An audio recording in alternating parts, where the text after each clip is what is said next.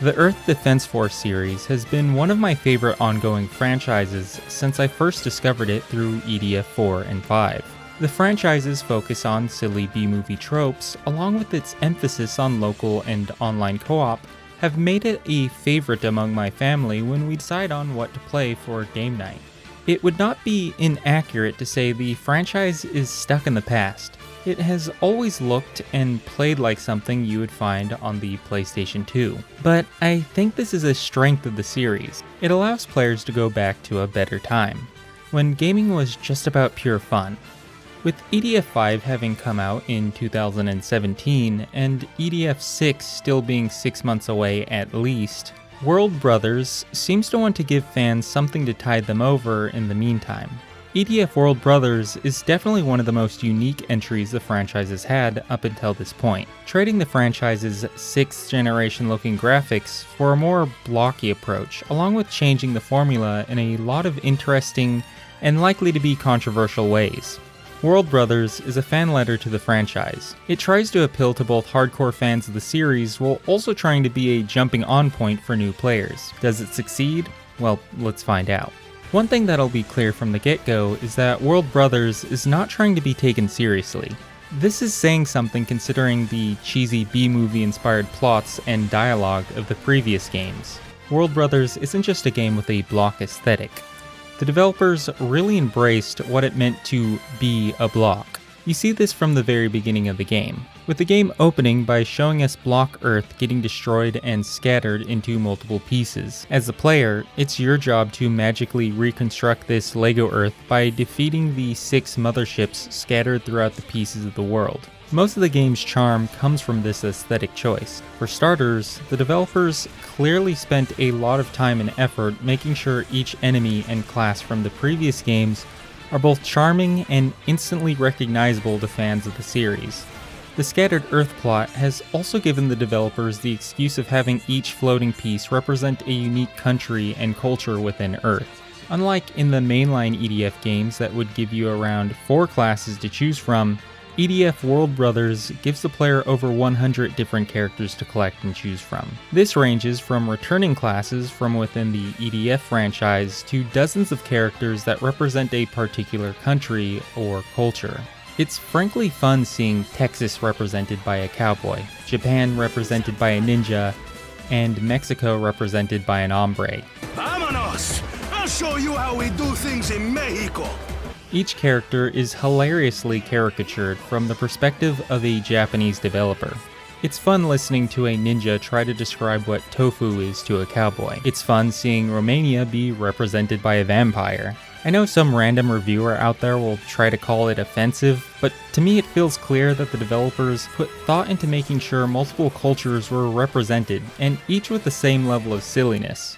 For those that haven't played an EDF game yet, the franchise revolves around protecting the Earth from alien invasions. These aliens generally take the form of giant insects. Up to 4 players complete missions which require them to rid the level of invaders. What allows the franchise to stand out is its emphasis on having lots of enemies on screen at once, along with giving the player a load of destructive and creatively designed weapons with which to defend Earth with.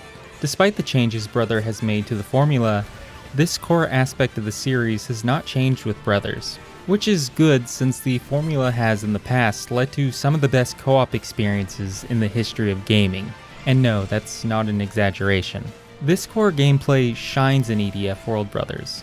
Just like the rest of the series, blowing up loads of enemies is as satisfying as ever. Thanks to the voxel-based approach World Brothers brings to the table, both buildings and terrain now possess a level of destruction not seen in previous games.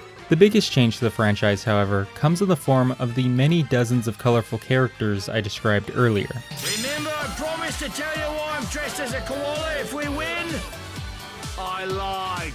Each player picks up to 4 characters to bring with them into combat. The player is able to at any one time switch between these 4 characters with the push of a button.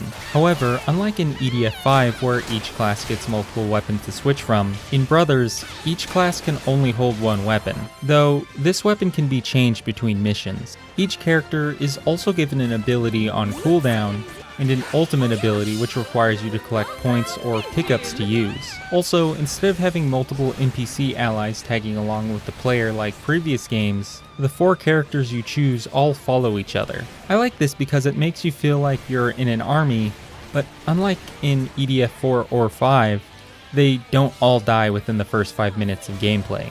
As to be expected though, compared to the 4 extremely unique classes in 5, a lot of the characters you find in World Brothers start to feel quite similar after a while, especially since many of them are simple stat differences. Despite this, I still find it fun looking for the 3 new characters scattered throughout each level.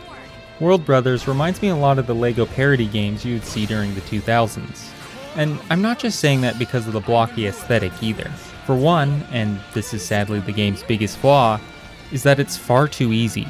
I played the campaign with my friend switching between the game's medium and hard difficulties. We beat the entire campaign without seeing the game's game over screen once. This is so sad to me because EDF 4 and 5 were so difficult for me and my friends to get past. When we beat EDF 5 on hard, there would be points where we would get stuck for hours.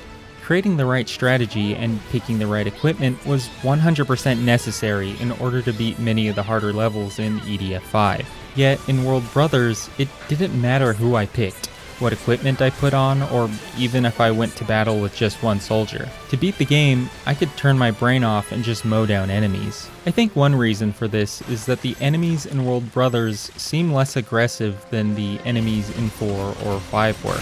There also seems to be a bit less as well. Instead of fighting what feels like 50 or more enemies, you're fighting maybe 30 at most. I think this is because despite its blocky aesthetic, the game is definitely graphically more impressive than the other games, which means you can't place as many enemies into a level due to processing demands. Now, EDF not being hard isn't necessarily a bad thing. I loved LEGO Star Wars when I was in middle school after all, but it would bore me to sleep today. The game's difficulty along with its humor and dialogue at first made me believe this was a game intended for children. There are a few issues with this line of thinking, however. For starters, I was surprised to find that the game was rated T for teen. I'm not exactly sure why. There is violence, but it comes in the form of destroying robots and Lego ants. Though, I do recall a few minor swear words being shouted from time to time, so maybe it's that. Secondly, like a Lego game, World Brothers also tries to appeal to the longtime fans of the things it's spoofing. World Brothers is chock full of references to the old games, and not in a subtle way. The last one was the mothership from EDF 4. This one's the mothership from EDF 3. Sometimes I have no clue what you're talking about. Characters from the previous games return, both as playable characters and as important points of the plot. The game even has a section where you ride in a Barga, and despite the game not telling you the combos, if you remember them from EDF 5, you can execute the same moves through muscle memory. This puts World Brothers in a strange situation.